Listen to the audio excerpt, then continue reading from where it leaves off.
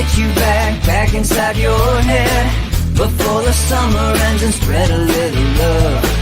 Just for a little fun, I'll make you come back to me before the rise of every sun. Baby, it's meant to be, I know you got a man, but he don't understand. You're gonna be a heartbreaker. You're such a love taker.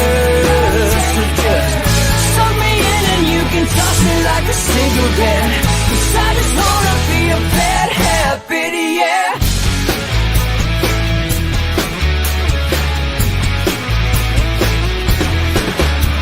There's rhythm in our love, it's impressive, excessive. You can't make this stuff up. My chest beats is restless, wakes the neighbors up above. Yeah, baby, come and show me love. Baby, come and show me love. Because you're gonna be a heartbreaker. You're such a love taker.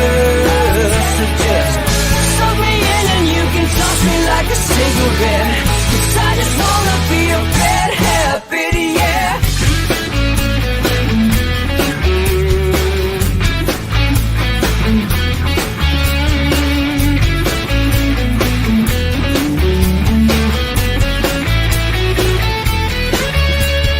Get on a plane and take a one-way ride. Steal us away to find a place we can hide. It wouldn't take much to spear for a knife. So give into the need and leave it all behind. 'Cause I know that you know that I know that you want me. You told me, now show me, come blow me away. 'Cause I know that you know that I know that you want me. You told me, now show me, come blow me away. You're gonna be a heartbreaker.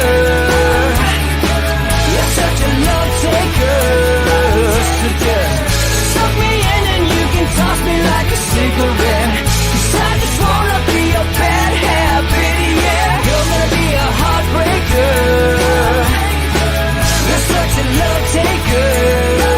So just suck me in and you can toss me like a cigarette. 'Cause I just wanna be a bad habit, yeah. Suck me in and you can toss me like a cigarette. 'Cause I just wanna be a bad habit, yeah.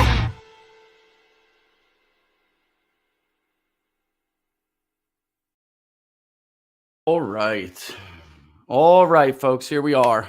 Good morning. It's Monday. Welcome to Inside the Numbers. It is 10:03 Monday. Let's do an update to what we're finding here. And then let's also talk about, this is what I wanted to talk about this last week, but we got rolled by the news cycle apparently and didn't have a chance to, right? Let me bring Laura in here. Testing did not work as expected this morning. So we're still stuck on this platform for a minute. All right, so we're going to talk about the economic indicators to this election, okay? Because I think it's pretty clear already. This is one of the things I was worried about. And if you're on PPD, you can see it, you know. So the small business optimism index for first and foremost, let me just rattle this off and then we'll get to talking about what we found. But the small business optimism index was at its historic highs throughout this guy's administration. 46 years of survey history down the drain, because now we're back to not only when he first took office, we're back now at levels for when he was first elected. Okay. So because why? Because when optimism changes, right? So, okay, you have Barack Obama, you have his policies, and during the Obama administration, it was constantly, what's the word I'm looking for? Or the topic, it was tax and regulatory environment, I believe. That was cited as the top concern for businesses under the Obama administration. That disappeared under Donald Trump using the Congressional Review Act. He and the Republican Congress went nuts on regulation rollback. And then that index vaporized and businesses were ecstatic. They were thrilled, right? And then they had the Tax Cuts and Jobs Act. So that was the end of that. So tax and regulatory. And it really became clear that the skills gap, which was always in that survey data, even throughout the Obama administration, the skills gap was the biggest issue. So we have all of these jobs we're going to create. The problem is we have nobody to fill them because the last generation went to college and got liberal arts degrees that are absolutely useless. And we can't We can't hire somebody with a liberal arts degree, right? So that's what happened there.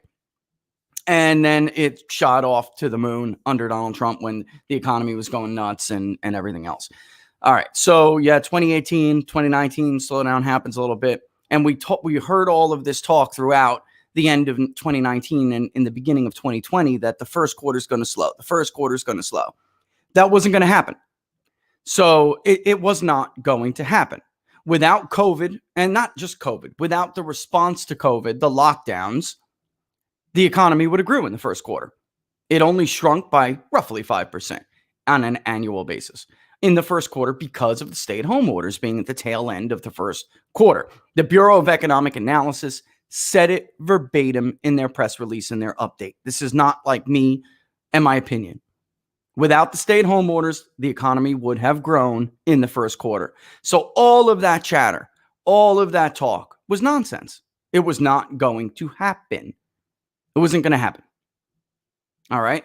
And then the stay-at-home obviously, decimated the second quarter. And then we started to bounce back. So we have the first estimate at 33. So what is it? How are these businesses and how are job creators reacting to this? The Small Business Optimism Index was through the month of October. The respondents to the survey cited what they thought the outcome was going to be, or at least many of them. So for most of our surveys, people thought Trump was going to win. But the businesses were looking at media polls and university polls. And they were like, man, this looks like a Biden win. We cannot have a Biden administration, so I'm not feeling very good about my future right now. That is what they were saying. Look, don't kill the messenger. All right? Don't kill the messenger. That's what they were saying. So you look into the Small Business Optimism Index. What were they really afraid of? Doing something like appointing Ron Klain as your chief of staff. Why? Because what's Klain? He's a public health guy. And it gave a signal that we're headed for mass mandates and economic shutdowns. And read the comments yourselves. They cannot survive another shutdown. Many of them couldn't survive the first shutdown. But you're definitely not getting another trillion here, trillion there. That's not going to happen. So they're feeling like their time's up.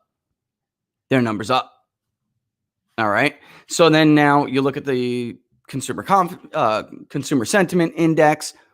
It had problems during COVID, but it just couldn't, 70s, 80s. During Obama era, you'd be lucky if it got into the 90s. And Trump's administration, under the Trump administration, we did see highest levels since the boom under Bill Clinton, the tech boom. So we that's how long it's been since we've seen that. We saw the longest economic expansion uninterrupted since the mid 1800s. Now where we're at, let's pull up my handy dandy little chart here. Okay. Throughout the Trump administration, Democrats, because what I do like about this survey, even though Rich is like, no matter how good the survey was, Rich is a never Trumper. So like, he'd always find something like the time of the tariffs. Remember all the tariffs being issued? People are really concerned about what tariffs are going to do to the economy. I mean, our polling showed that was just not true. I mean, people didn't care. In fact, they supported the use of tariffs as a strategy, as a strategy to influence trade negotiations. But throughout the Trump administration, we were getting these record levels of consumer sentiment, and Democrats were just like lagging their Obama years levels from the Obama years. It made no sense. It was pure partisanship. And independents would track closely with Republicans. If you want to know how disconnected, I mean, what they were doing was responding to this survey as if it was an approval poll, okay? Not whether or not it was, their true reflection of their economic optimism. All right, so here we have it. The index of consumer expectations by self-identified party affiliation, okay? You can see that Republicans track largely throughout the Trump era. Republican and independents track pretty similarly, but look at where it's caved now in in this latest index It is completely caved. Now, the cutoff period, obvious, right? But it will be revised. There's a preliminary, and then there is a final. This is the prelim for November. All right. It's not looking so great, folks. It's not looking so great. And that's a real shame, but it is. That's just where we're at. All right. Where else could we go here? Let's look at, I thought I had one more for you. But I guess not. What the ever loving hell? Oh, well. Yeah. Bottom line is, though, I do. There it is. Give me 1 second. Let me pull up and I'll share the screen with you. And then I want to take a look at just the Trump era. And I want to look at expectations versus the actual index. Okay. So let's get rid of this. It's just where I'm going with this in case you guys haven't caught on yet. Where I'm going with this is early signs are not good. Okay. Let's just look at the Everviz. Oh, man, I'm probably going to have to. There we go. Can they see it pretty well, Laura, or what? No? Kind of? Yeah, it looks like it's pretty good. It's decent. It's decent. I'll zoom in. All right. Look at the 1 year. Okay. So you did see it start to kick back up at the tail end of this, right? So you have the long dotted line is the current index. At the bottom, the dotted line is the expectations index. And then the solid line is the sentiment index. You can see expectations completely fell off the map. Completely fell off the map. It's unfortunate, but this looks like it's going to be, what do we got now? About 4 or 5 indicators. And now we have regional manufacturing survey and the Empire State Regional Manufacturing Survey. It looks horrible. The consensus was 13.5. It came in at 6.3. So about half the consensus forecast. It is true. It's the 4th straight month that it's positive since COVID, since the shutdown. But, you know, future optimism ticked down a little bit. Although, look, mark my words, they will be full of crap on how they report this.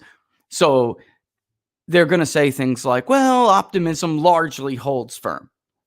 But then you look at it and it didn't largely do anything but fall 3 or 4 points. You know, I mean, this is the way that this is how they will put, convey this until it becomes pretty obvious. What happened is we saw a bunch of uncertainty leading up into the election. And now, unfortunately, the things that people told us they were worried about, they were concerned about, came true. That's right, Laura. Came to fruition. And even worse, you have something like, so not only is Joe Biden the media president-elect, right? I mean, because he's not. He's nothing until the states do what they do. We have a process here. And I want to talk a little bit about how nuts everybody is acting to this, as if this has never happened before. It has happened before. We're going to get through it. There will be a swearing in of someone. You know what I mean? I mean, Joe Biden said exactly what Donald Trump said, and they're still having a meltdown. All right. So anyway, everything they said, and then plus some. So the appointment of Ron Klain. And by the way, this is if somebody would go back and document how this guy's comments unfolded during the pandemic, the idea that he would somehow change this thing around is just crazy. Are you going to push out 90+% efficacy rates for vaccine? It's already done. I mean, the hard work is done. It's over. So what exactly are you going to do? And by the way, I don't believe Moderna's efficacy rates. I don't. Why? Because of the adverse impact monitoring. It's shooting. I mean, right? Because so Pfizer comes out and says 90+, right? And here's a dirty little secret, because I have a lot of information that we just don't put public. But here's the dirty little secret. They're talking about healthy populations, the initial runs. Okay, we're not talking about more risk adverse. I mean, high risk patients. All right, and Moderna's adverse impact monitoring was actually high compared to Pfizer. So I'm not sure where they're getting this from. It feels like they cherry picked a subsample of their trials in order to help the market shoot up. You know, I don't know what else to say, but I can tell you that compared to other companies, Pfizer's was better, which is why we always knew that Anthony Fauci was lying when he came out and said, a couple of times over the weeks in the weeks leading up to the election, he would just come out and say things we knew were patently untrue. And worse, he knew were patently untrue because, of course, he has access to the FDA's adverse impact monitoring. Of course he does. So he would just openly lie and say something that he knew was demonstrably false. It reminded me a little bit of the Nixon JFK missile disparity argument, right? So Kennedy, and I told Laura this, I was like, this reminds me of this. Kennedy knew what he would, or Kennedy would argue that the Russians were beyond us with intercontinental ballistic missiles, the development of ICBMs to deliver nuclear warheads. And he would say, the Russians are way ahead of us. We're so far behind. And Nixon, as vice president, knew it wasn't true. But he wasn't able to publicly refute it and say, here's the evidence, because it was a security issue, an issue of national security. And it was not something he could talk about publicly, right? He didn't, right. I mean, we're right. Well, he had the clearance to know, but he didn't have the okay by the administration to put it out, right? Yeah. So he had to just sit there and suffer these arguments that he knew were false. And Kennedy, by the way, he didn't know for sure, because he really didn't have, people around him who did, but he didn't know what the latest was himself. So he totally had to just sit there and take it. This is what this reminds me of, because of course Fauci knows that nobody's allowed to release the adverse impact monitoring data until this is all done and over with right now. So they could just claim whatever they want and nobody would know whether it's true or not. Yes, our efficacy rate is 95+%. Okay, I guess we'll just take your word for it. Folks, not even flu vaccinations are 90% plus effective. A good flu vaccination is like you're lucky if its efficacy rate is about half, 40, 50%. You're on cloud 9 if it's in the 60s. So excuse me if I'm a little bit suspicious and a little bit reluctant to just believe everything that these people just shovel out. This is a virus that, first of all, is a different kind of virus. Second of all, coronaviruses, for very good reasons, other smarter health policy people could tell you, there's a reason why we've never had a coronavirus vaccine before. And this one is different than even other prior coronaviruses. So all of a sudden, I'm sorry, Laura, I can't swallow this. I just can't. I hope that's true. Yeah. But I don't believe that it's true. I will wait until they actually allow us to see that and it's verifiable. Especially since I know that Pfizer made better progress than them. And speaking of which, this idea that some political person can run to Pfizer and try to hurt the president politically, right? I mean, run to the New York Times from Pfizer. Someone with a political agenda could run to the New York Times with Pfizer and say, you know what? No, this was not done under warp speed. Of course it was done under warp speed. You signed a contract with them and you would be subject to the mandatory wait periods. You would never have been able to blaze through the trials without warp speed. So of course it was because of Operation Warp Speed that you developed this vaccine as fast as you did. It's true Pfizer didn't take any money, but you were still subject to mandatory waiting periods from the FDA. All of the red tape got cut for you.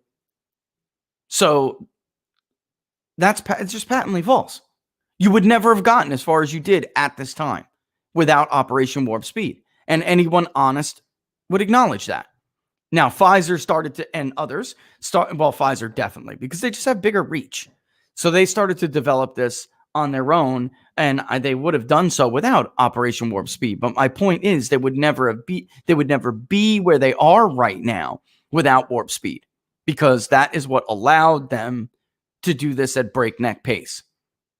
Otherwise, you have to suffer the FDA red tape parameters, and you have to wait. And that's it.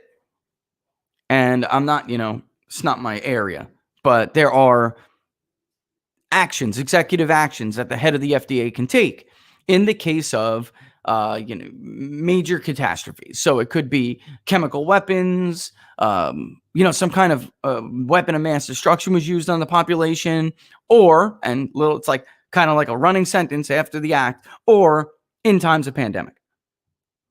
And they use that emergency use authorization. And for and whatever, it's on People's Pundit Daily if you guys want to go dig into that terminology. That's not my wheelhouse. But the bottom line is, without that, they wouldn't have been able to go as fast as they could. All right, so let's move on. Let's move on here. Let's look at this next. Here we go with the manufacturing industry. Let's look at the manufacturing optimism index. Let me stop this. We'll move this over. I'm like trying to be Johnny Raincloud here this morning, but it's important. I mean, if you're going to look at good information, when you want to look at positive information, then you have to be ready for the negative, right? This is pretty sad because, and I'm just going to go down, but look at the pandemic, and it did appear that we were going to pop back up here, and then we just fell again. So fake polls actually do more than impact elections.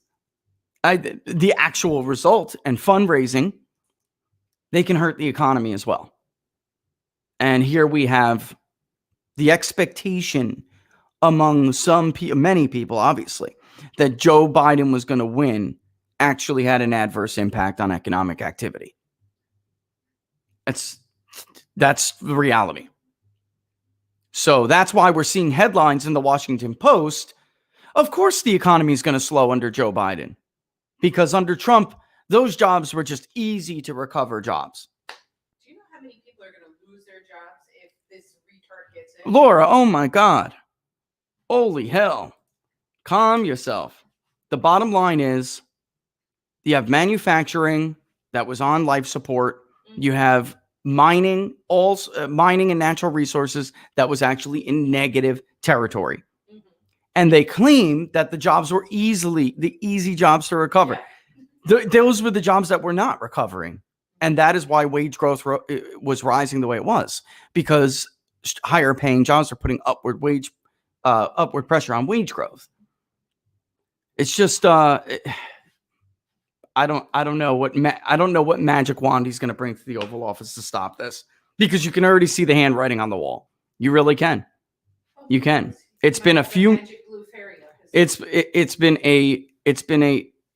a few weeks, but what we're seeing is that these indicators are from weeks prior. This is what people were feeling leading up to this, and we're just getting this now.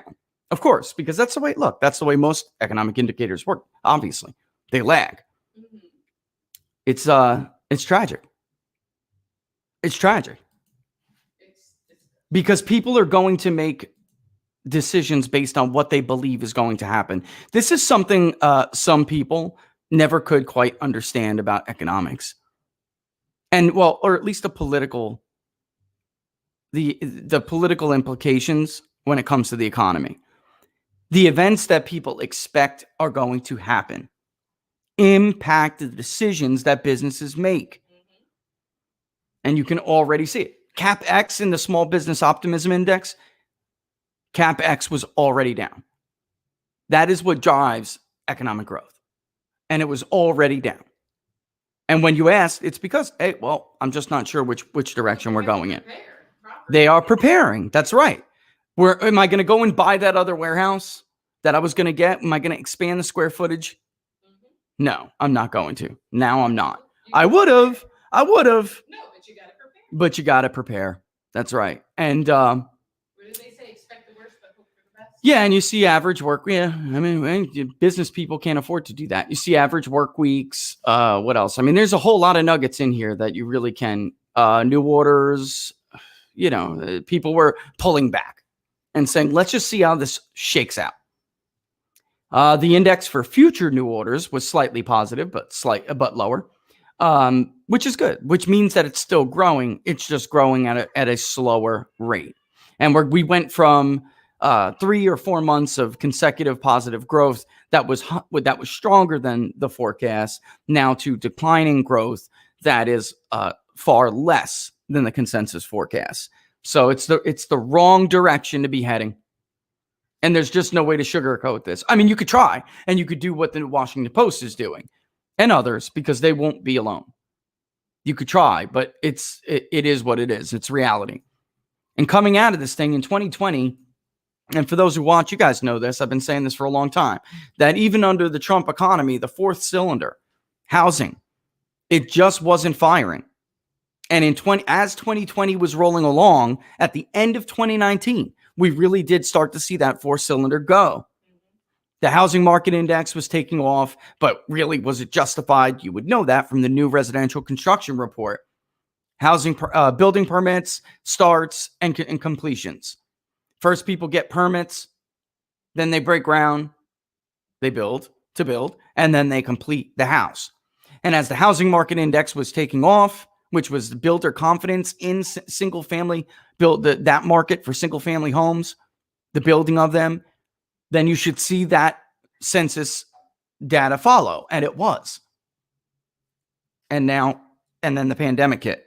And the question was whether or not we could hold that line, hold that pace after the pandemic, after the shutdown, and then into the future. A few points in the fourth quarter for GDP, a few points. And we don't know how many yet, because the second and final estimate for the third quarter, we haven't gotten yet. We just got the advanced estimate, which was stronger than we expected. Several points stronger than we expected, while the impact to the shutdown was several points less than expected. So we could actually still have come out of this year positive growth if the fourth quarter was still strong. That's definitely in doubt. It's safe to say that's in doubt.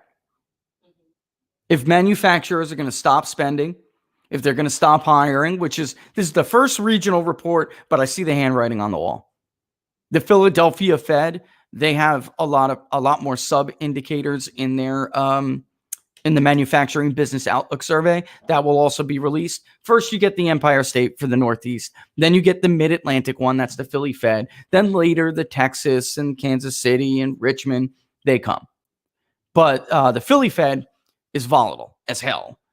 So don't be surprised if you see some distortion there. But the good news is there are tons of sub-indexes that the New York Manufacturing Survey does not have. The Empire State Manufacturing Survey, there are tons of sub-indexes. And we can go over them when we come out to see, because it just looks like the handwriting's on the wall. And that's really tragic. It is. All right, so let's take our quick first quarter break here.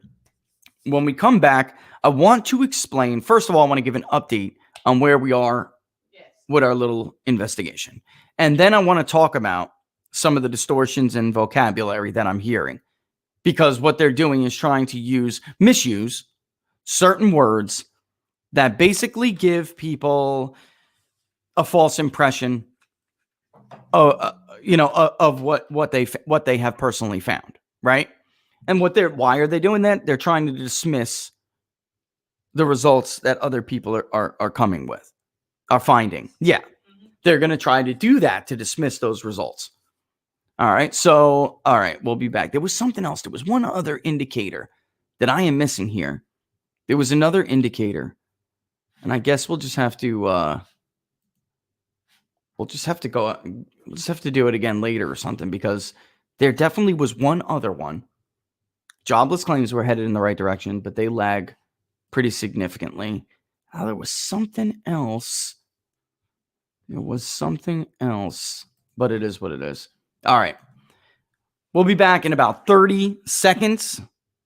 I'm going to try to use the other. They can hear my audio pretty good, right? I did, Cece. I got my ears lowered. No more Mickey Mouse. No, not that. But it is what it is. Yeah, I'm a high and tight kind of guy usually, but when you get busy, you get busy. I just get to the point where you just can't stand it anymore. You got to do something about it. All right, we'll be back in 30 seconds, folks. Don't forget, sign up to that newsletter. All right, that's in the description. All right, sign up to it, because you never know. And I can see most people are, but I'm talking about I'm talking about everybody who subscribes in a perfect world on YouTube would sign up to that newsletter so we could reach them in the event we got to reach them. All right. And we won't. And if you've already signed up, then you know we don't bombard you with this crap. We don't hit you with all this stuff. We don't. So we use it when we have to use it. All right. So we'll be back in 30. Go sign up while we're taking that quick break.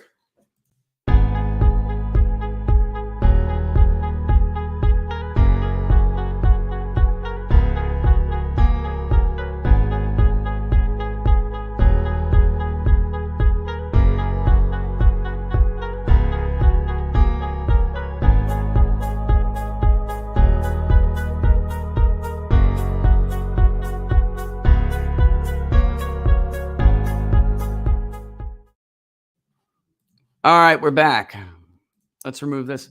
I want my ears back. I want my Mickey Mouse ears back. I saw some of your comments in there. I want them back. These are annoying. They want to pop out every 2 seconds. You know, they do. And you can barely hear in them. You can barely hear myself. Let me see something. I like the podcast look. This is a podcast. I like the podcast look. All right. And soon we could have switched off today and went to the other one, but I wanted some more trials. I was iffy on a few things, but of course, you could do a lot more in the other one. So with using the other software, you could just do a lot more. Like my background's going to be moving. It's animated. Won't make you sick to your stomach, but if I want to make it animated, I can, or I can make it just hang tight. But then, yeah, I mean, it looks like it looks like you should be wearing headphones. You know what I mean? It does. All right. So these are a little like odd to me and they want to fall out. All right. So let's get to the crux of the matter here. All right. Because this is what I'm hearing. I'm hearing, oh, people didn't vote in the election. Dead people didn't vote in the election, or change your address flags. That person, that specific record, because I'll tell you right now, they're not going to be able to explain away all of this. You're just not. I mean, maybe. I hope so. But I doubt it. But the pick and choose one record and say this person, that ballot was rejected, so they didn't vote in the election. No. They still voted. It's whether or not it counted or not is where we're at now in the process, trying to figure that out. And it would have been great if everybody would have complied with us when we requested information. And even some of the ones that we're getting now, the lists of those who did, in fact, cast absentee ballots and who counted, we're getting those now. And the record is less complete than voter files. So you're not even getting date of birth with half of these states. So a name is not enough. You have to actually go and then cross their, I mean, this is how tedious this is. You actually have to go and verify their address, because a date of birth would be great. But we're not provided date of births for some reason. I don't know why, but we're not. So we're having to go and look through their address, because a name is really not good enough. You could find a name and say, it's an odd name. I doubt there's anybody else in the state of Georgia, the state of Pennsylvania, the state of Michigan that has that name. Well, folks, I'll tell you what, you'd be surprised. You can never just take someone's name. That's the top level. You can never take their name and assume that's good enough. And then, because if you do, what's going to happen? You're going to make a mistake, and somebody's going to catch it, and then they're going to try to use that to discredit everything that you're saying. All right. So, for instance, on deceased, first there are different tiers on the voter file, and we have to go through each one of these, because there's 1 through 5 that when the voter file, and you guys know, you watch the show, you know, when I open up the voter files, when we say the highest degree of certainty, those are people that have a 1 on their voter file. And the top level criteria to match for 1 is the most accurate. It's first name, last name, middle name, residential, full middle name, residential zip code, the date of birth in the year, month, day format, right? The second tier, 2, is first name, last name, middle initial, resident zip code, date of birth, and in the correct format, and then so on and so forth. All right. All the way down to 5, which is just first name, last name, resident zip code, and the date of birth only in year format. So it's a real pain to try to trace some of these down, because you don't want them to fall through the cracks. You don't want, because it's an uncertain record, you don't want to be able to maybe define a positive match, but ignore it because you can't find the rest of the information. So you have to use other tools to find that information. And so far, Secretary of States that we've gotten, they're just on those the election day lists have not come through yet for everybody. But for the absentee ballots, there's no birthday. So we have no choice but to use the resident's zip code and then try to match it down to their street and their number. All right, street name, street number. It's a pain in the butt. And I feel like this information could have been given. If not, I suspect. So it just feels like somebody's trying to run the clock out. You know what I mean? That's what it feels like. It feels like we're subjected to these obstacles that are unnecessary for some inexplicable reason. All right. So then you find a record. You say, I think this guy is deceased. Let's see if he cast an absentee ballot. And he did indeed cast an absentee ballot. And then you go and confirm whether or not he truly is deceased. That's generally the way it's got to go. Use obituaries, by the way, which I see people doing on social media all along. An obituary is a confirmation. People die without getting an obituary. It happens a lot. It's sad, but it happens a lot. Okay? People don't know that much about a person sometimes. Obituaries are confirmations. You actually need to find the state who issued the death certificate. And that has to be confirmed. And people are using death indexes. That's good. We use death indexes too. But you should chase down that actual date, actual state that issued that death certificate and find that record. All right? And that's what you got to do. So it's tedious work. But the idea, again, when you find that and that all matches, then the last step is finding out whether or not that vote counted. But we're already at a point where that's almost, I mean, that is, of course, relevant because that's what everybody ultimately wants to know. Because whether you're on the right, then you want to know whether or not, how much, to what degree it impacted the actual result. And if you're on the left, you just want to debunk it, right? But we shouldn't forget or let those questions make us forget that somebody still cast this vote, right? It's almost already, we're at a point, somebody cast that vote. And there are enough where we're not talking about somebody cast the wrong ballot on accident. Like a supervisor of election or a clerk accidentally mailed the wrong ballot and somebody with a similar name or similar record accidentally mailed back that ballot. The numbers are a little bit too high for that to be a plausible explanation. And there also are the usual people coming up over and over. The usual clerk coming up over and over. The usual supervisor of election coming up over and over. So there are things disturbing about this. There's just no doubt. But it's a tedious process. And everybody wants it done and they want it done like yesterday. That's just not possible. It's just not. Not unless you want to make errors and then let people who are dying to discredit you do so. You can only move at a certain pace. You know what I mean? Or if you're staffed a little bit better, maybe you can move a little bit quicker. But you would talk about a big effort. A big effort. So that is the general, or the number one, I would say, the number one excuse we're running into. Well, just because they cast a ballot doesn't mean it didn't count. Right, that's true. And that's the process we're in right now. But before we even complete that process, you cannot use that excuse to just dismiss the fact that there was obviously a number of people looking for records that they could do this with. 1,000+ change of address flags in the state of Georgia. As of now, who did this? That's the question. Who did it? Doesn't anybody want to know? It's crazy. I mean, you got to forgive my bewilderment here. Doesn't anybody want to know, A, how these ballots agreed to be cast in the first place? Like, how did that specific clerk's office not follow up and do this? And if you watch the show, you know why that happened.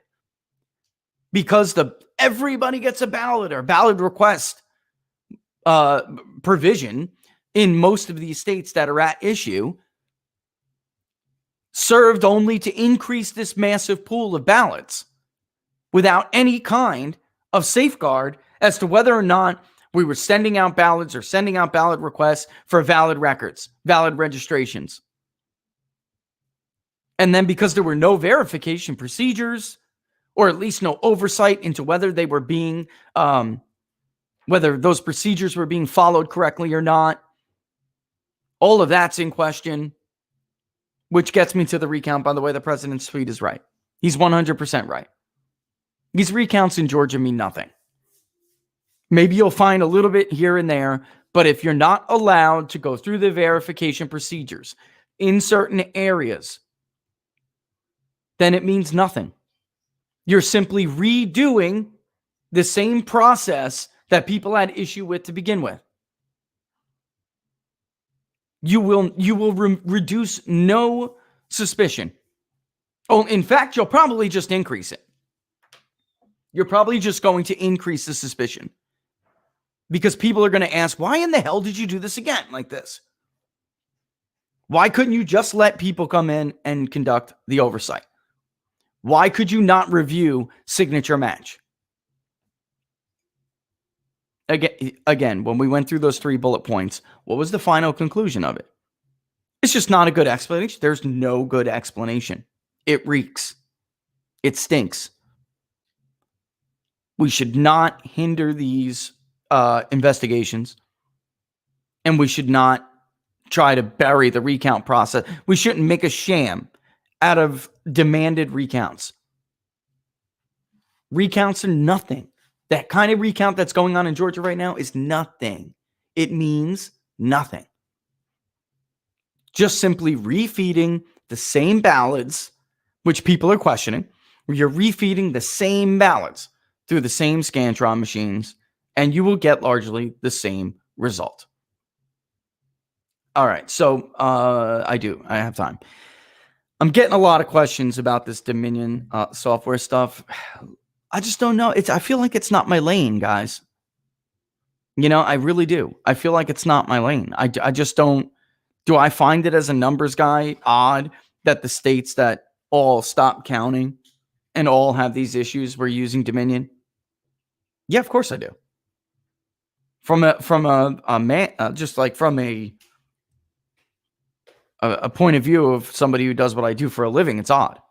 What's the likelihood that those 6 states, right? We got 6. We got Nevada, Arizona, North Carolina, Wisconsin, Michigan, and Pennsylvania. It does seem a little bit too coincidental. It does. I just don't know enough about the software today. I mean, I do. I've heard, like everybody else, I've heard what its origins are, but I just feel like it's not my wheelhouse. Look into it more. I know there's tons of questions about it. I just never like saying things that I don't. And nobody should want to make definitive statements about something they're not an authority in. So I just don't know about salt. I don't know enough about stuff like that. And I'm by no means an IT illiterate person. I'm not. I just don't know enough to make definitive statements on it. And I hope that helps. I really do. And I also hope that soon I know you guys are all interested. Everybody, the country is interested in the recounts, interested in the investigations. But at some point, we should at least touch on these polling failures, and then all day yesterday, the attempts to cover up these polling failures or to dismiss them, like we saw again throughout the weekend, by those who failed to call the election correctly and those who read polls pretending they have models who also fail to call the election correctly. or at least to provide an accurate state of the race, because we have 2 runoffs in Georgia we're moving into right now. We have what looks to be a runoff in Louisiana, down in Congress too, as well. And you're going to see these polls. You're going to see the polls that say 80% of America believes Joe Biden is legitimate and we need to move on and Trump should concede. That's bullcrap. I'll tell you right now, that is bullcrap. But they're just Charlie Miking as if they were accurate, as if they don't have anything to answer for. And all throughout, if Biden does get sworn in January, all throughout his administration, you'll see what we talked a little bit on Friday about, issue polls. The vast majority wants a gun ban. The vast majority supports this part of the Green New Deal, right? And they're going to use them to justify legislation. So we should not lose sight of what it is this show was even created to do, which was to educate people on polling and evolve the industry, because it's failing. It's a failing industry filled by arrogant people. And you really just got to strike while the iron's hot, right? You got to strike when it's opportune, because they were somehow able to just continue after 2016. In 2018, they blew states left and right, but they were somehow able to keep going, which really did allow them to put out crap that you saw this year again. Doug Jones got thumped in Alabama, yet there were really polls that showed Doug Jones was either tied, ahead by 1 to 3 points. There really were polls like that. There were headlines about internals showing that this was a competitive race. It was not. Alabama, I'm talking about. And then, of course, when you look at the presidential level, there were Biden plus 17s in Wisconsin. There were Biden plus 6, 7 in Pennsylvania. There were routinely Biden plus 3 to 6 to 7 to 8 in Florida. Who put out that plus 11 in Florida? Quinnipiac or something? There was at one point, there was like a Biden plus 11 in Florida or something. Something ridiculous. It may even have been bigger than that. And we just can't let that go. We can't let it go. All right. So before we roll into the 1 o'clock hour, the 1 hour break here, and then come back and take some more questions, let's try to do something like keep up with some of the questions. So is there anything that people have any confusion about before we move on? And if you're a DM person, you guys know I try to respond all of your DMs, and we read emails, we do all of that, but it is getting much more difficult to do so if I want to do anything other than just spend all time on Twitter, which I don't. So, get them now. Get them out now is what I'm saying. All right. Yeah. Like anything we just spoke about, that anybody has any kind of confusion on, then let me know. All right. That's what I'm saying. Oh, the mic's getting in the way. It is, this is the only broadcast I cannot ever get good connect. Hey, Chris, is it even on YouTube you're talking about? Aha! Aha! Thank you. I thought so. I could have swore I remembered that. What? Quinnipiac. Or... Oh, phenomenal. Quinnipiac. Right there. So I now know that this is Rich the Weatherman. When I put up somebody's thing, this spot right here points to the comments. Okay. So here we go. And thank you, good kind user. Quinnipiac, October 10th October 1st to October 5th was an 11-point lead for Joseph R. Biden. And I am here to tell you folks, we polled Florida multiple times, took it off the board because Trump's lead was obviously, a 2-point lead when you know Florida like I know Florida, and when you've polled Florida for as long as I have polled Florida successfully, then you start to know where all the votes come from. And you just, even though a 2-point lead may not sound like a lot, in the state of Florida. It is a lot if you know it like I know it. And we just took it off the board. I mean, I did put it in the queue. If you guys wanted to track Florida, we would have tracked it. You guys picked other states, which I think was the smart. I agreed with your decision to do so because Florida was not Florida. Joe Biden was never ahead of Donald Trump in the state of Florida. Let me say that again. Joe Biden never, ever, ever had a lead in the state of Florida. Joe Biden was always going to get stomped in the state of Florida. Period. I really think at this point, people like Quinnipiac, Nate Cohen at the New York Times, these people are Murray at Monmouth and the other Murray at NBC Marist. Just stop polling Florida. You should poll privately and quietly and don't release the results. Do that for one or two races. See how you do first. And then release public polling again in the state of Florida. And in fact, that should be true almost everywhere now. Because even in the Midwest, with the exception of Susquehanna, I think, we were the only ones who showed that how close those states were. That they were close. It was always going to be competitive. Some of these pollsters should just stop polling publicly until you get a grip on what it is you need to do to make yourself more accurate. Because moving forward now, your misses are so bad. They're so grave. You're just engaged in voter suppression if you keep doing this. There's no other excuse. I was willing to entertain the idea that you may be incompetent. I was willing to entertain that, largely because of idealism and professionalism. But at this point, you can't just be incompetent. You have to be doing this on purpose.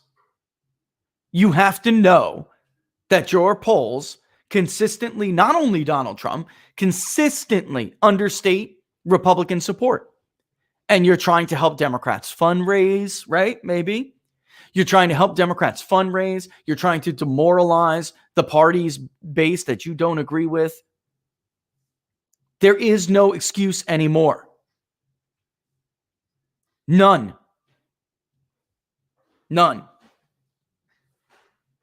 And I'm not the editor at RCP, but if I was Mr. Bevin, I'd take Quinnipiac out of my aggregate.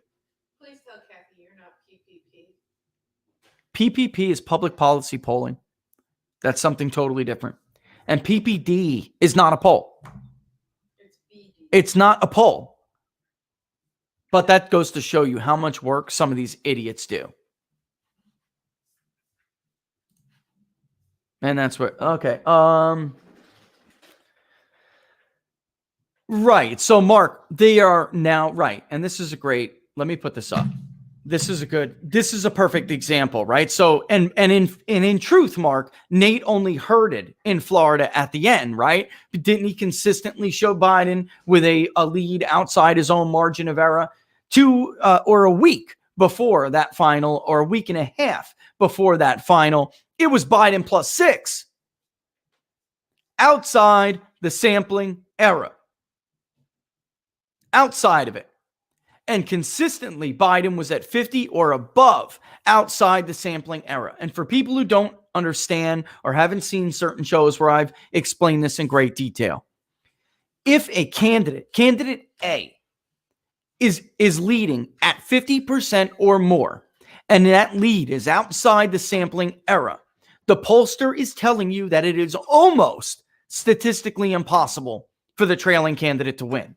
That is a very basic way for me to explain this without getting into crazy numbers, which I probably will start to do for you folks that enjoy that stuff. I'm going to start doing smaller clips. I just didn't get into this, but I'll tell you right now. We're going to start doing smaller clips, maybe 2 to 5 minutes, where I explain what a sampling error is, or how a margin of error, which is incorrectly used all the time, is different from a confidence interval. Okay? And we're going to do stuff like that. because these are things that you could go and look at, really brief videos, and then so later when you're watching Inside the Numbers, I don't have to dissect it again. All right? That and the whole point is to make it so the public is aware of what used to be considered secrets in the industry. I don't want any more secrets. I'm tired of secrets. The fact of the matter is, these people are not that smart. And the reason why they never educated you guys about this is because they think they're too smart. Like, you're not able to follow it. I'm not going to get into that. We don't need to get into the weeds. Most of these people won't understand it anyway. In fact, we found the exact opposite. Most people can and do and want to understand it.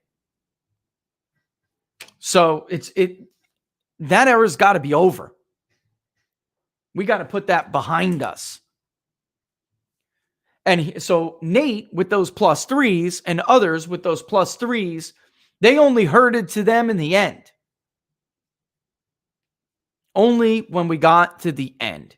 This way, if Trump won by a hair in Florida, they could later say, you know what? We were +3. Our sampling error was 4 points. So, we're still right in there. No, coming reasonably within your sampling error is like what happened with us. Trump +1 in Pennsylvania. That's reasonably within your sampling error. Doubling your, almost doubling. Or let me put it this way. Calling the race incorrectly for the wrong candidate. Outside of your sampling error. So if you have a 4-point sampling error and you were Biden +3, you are outside of your sampling error once Trump wins it by more than 1 point. A confidence interval allows you to shift, depends on the degree of that confidence interval, between vote shares for each two candidates. No, you just were wrong. Again, you were not close. You were not reasonable. You just blew it again. Because you pumped out polls that you wanted Americans to believe, which was the general narrative that Trump had no chance in any of these battleground states.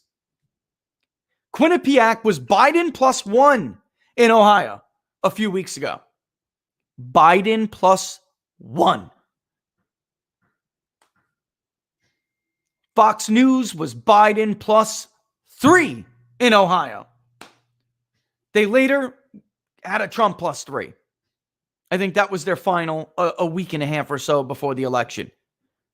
But you know, if you watch this show, because we polled overnight, we polled the same time Fox polled, it was Trump +8.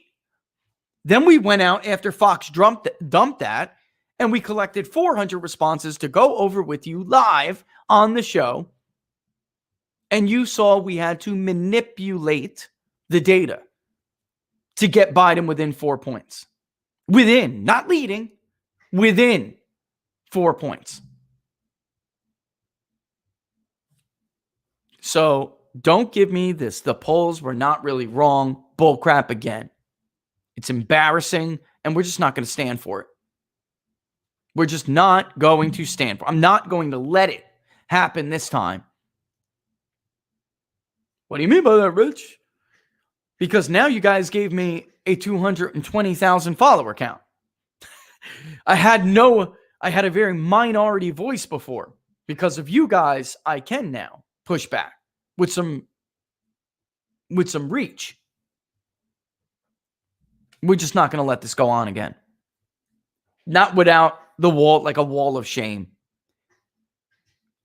Not without almost everybody who follows politics and everybody who sees a headline will know, well, what's that headline? Who is that? Forget it. Forget it. That's somebody's covering a Quinnipiac poll. Who cares? That's the way it's going to get when I'm done. That's how it's going to be. All right, so let's take a real quick, 2 minute. Let's go to our hour break. When we come back, we'll take it to you guys. Again, I will try to answer some of this as thoroughly as I can, all right, without jumping the shark. And then also, too, without talking about areas that really, I mean, I don't know enough about yet. Like, for instance, maybe people shouldn't be calling or allowing others to call themselves an authority on polling when they, in fact, have never conducted a poll in their life. When they, in fact, wouldn't even know what to do if you brought them into the office. Here's a data set. How would I weight this? What would you do with this raw data set? He would have no clue, yet he allowed himself to be called an authority on polling since 2008. He's not a pollster. He doesn't know what the hell he's doing. Now he looks like a fool, and he's trying to bring down the industry with him, or he's trying to make excuses for them to cover up for his own incompetence. And that's what it is, incompetence. I told you guys, he's a fraud and a poll reader. You could do it too. The only difference is that he's got like a really good web design team. They make really cool maps and stuff. So it looks all very professional. It's a total joke. What a freaking con. We'll be back. 2 minutes. Bad habit. If you didn't subscribe to the newsletter in the video description, subscribe now. We'll be back in 2 minutes.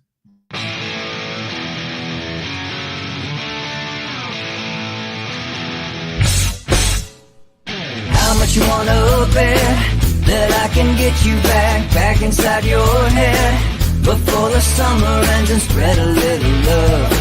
Just for a little fun, I'll make you come back to me before the rise of every sun. Baby, it's meant to be, I know you got a man, but he don't understand. You're gonna be a heartbreaker. You're such a love taker. So just suck me in and you can toss me like a cigarette. 'Cause I just wanna be a bad habit, yeah.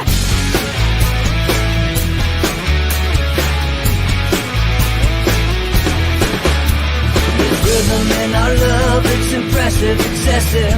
You can't make this stuff up. My chest beats, it's restless, wakes the neighbors up above. Yeah, baby, come and show me love. Baby, come and show me love. Because you're gonna be a heartbreaker. You're such a love taker. So just suck me in and you can toss me like a cigarette. 'Cause I just wanna be a bad habit, yeah.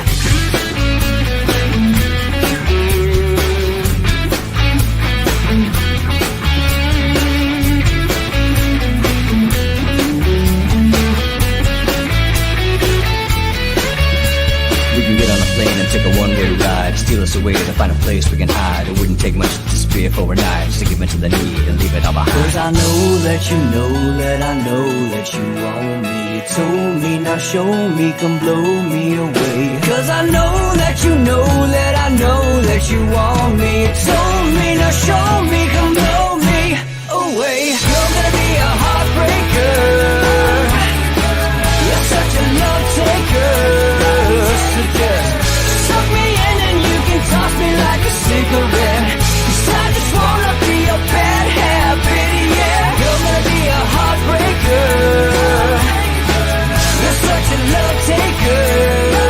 So just suck me in and you can toss me like a cigarette. 'Cause I just wanna be a bad habit, yeah. Suck me in and you can toss me like a cigarette. 'Cause I just wanna be a bad habit, yeah.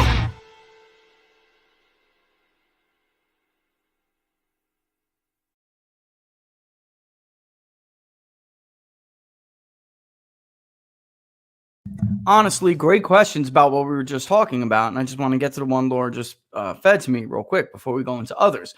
How do you counter that margin of error? All right.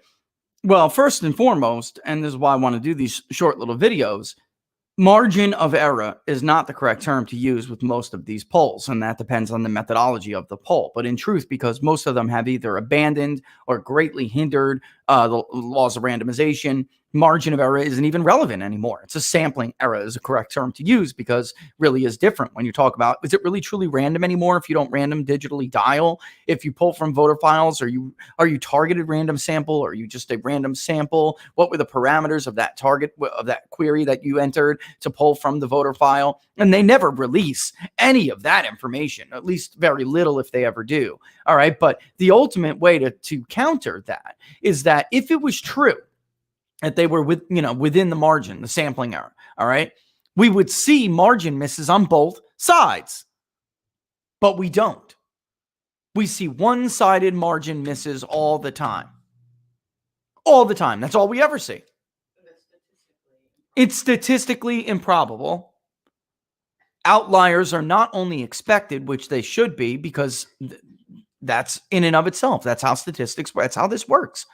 You should expect an outlier every 20 to 25 polls conducted, generally. I mean a big outlier, not a simple, I'm in the margin, Trump +1 versus the New York Times, Biden +3. No. I'm not talking about that. I'm talking about there should have been a Trump +7 in Pennsylvania with how close this race was. Like there was a mammoth Biden +7 in Pennsylvania. There should have been a Trump +15 or something in Texas. And in Ohio, there should have been big Trump pluses in some of these states. But no. All of the misses understated Trump support. All of the misses understated Republican support. You saw the graph I showed to you last week that Sean Trendy at Real Clear Politics put together. He nailed it. It's not a margin issue, because you wouldn't have every single state, every single average, all be within one direction. And it wouldn't even be true that you'd have maybe one or two that were too pro-Trump. It would be generally half and half. 20. This is beyond error. Yes, it's beyond. You would see, all right, there were 20 states that we looked at. 9 were too pro-Trump. 11 were too pro-Biden. That's not what we see. We see all but 1 were too pro-Trump. Well, I'm sorry, 2 pro-Senate Republican candidate. The rest across the presidential board, the rest across the House, all too pro-Democratic. And in many cases, they even misuse what they mean, that they were outside of the sampling error. We were within the sampling error, I mean. No, they missed the sampling error. In many cases that I am seeing online, where they say, well, that poll was in the margin. When it does not mean 8.5 points either way. That's a confidence interval. That's different. Which is why when I started to see this is why I'm like, I got to start doing little short educational blips. Very funny. Laura's right. But that is the difference. And also something about the hand recount in Georgia. If they don't allow people to go in there and match signatures, if they're just doing the same thing that they're doing now, then essentially you have the same people telling you there are the same number of votes that was entered into the system. The only way you would find a precinct, for instance, that claimed to have 1,500 votes, the only way you would find out that the box of ballots is only 800 votes is if you had both sides able to oversee that process. And you don't. Not everywhere. You do not. That is not true. And then even where you do, they're not allowing them to do signature match or anything. If they can't verify that the ballot was cast legally by both sides, where both sides say, let me see the signature in the book. Let me see, does it match the voter in the book? How does that signature look from the last year, the last 2 years on the driver's license, whatever?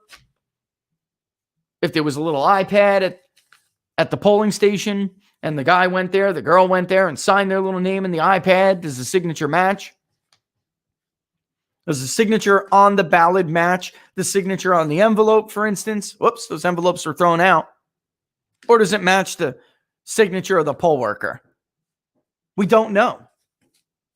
So essentially all we're doing is refeeding the same ballots through the same Scantron machines. And in some areas, we don't even know if we're doing that. We don't. It's incredible.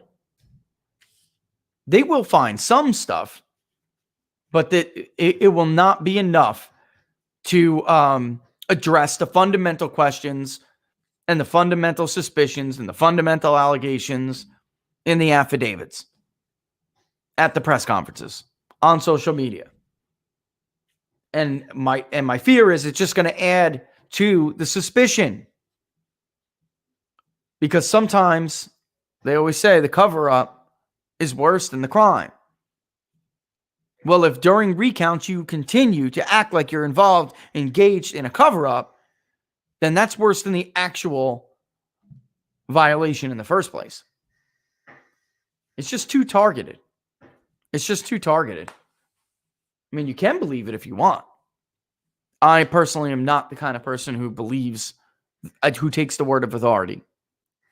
All of that stuff has to be verified, which is why I would not give the lists up, the work that we've had done so far. I would not. Why? Because I suspected some of those good faith media outlets were going to just simply take those lists and run to their friends at the clerks and run to their friends at the supervisor of elections office, or whichever one in question, and give them a heads up. That is what we suspected would happen. Well, they sure as heck didn't do their job. They didn't do their jobs. And look, it's to be critical of both the right and the left, because the right has taken what I've said and run out of context with it too, because they want it to prove what they want it to prove. They don't want to wait until due diligence. They don't want to give, because what we want to do, look, just like any other investigation, you don't tell the person you're investigating everything you got on them. You do your due diligence, then you interview the suspect, right? Take off the "we'll be back" banner. Oh, my bad. I left it open. You. That is how an investigation is conducted. You do not give them a heads up first. You don't call their lawyer and say, look, this is the case we got against them. Why don't you tell us how to explain it? Same principle. Why you don't put co-defendants in the same room? You don't want them to get their story together. We don't look at the media as an objective, partner in an investigation. We not anymore. They're co-defendants at this point. I'm going to put them in the same room so they can get their story straight? No. Oh no. Absolutely not. All right. What was some of the other ones here? What I miss? Hit me. And while you're asking, I think they can hear you anyway. All right, I'll reread the question. I'll figure it so you can get to Laura over there.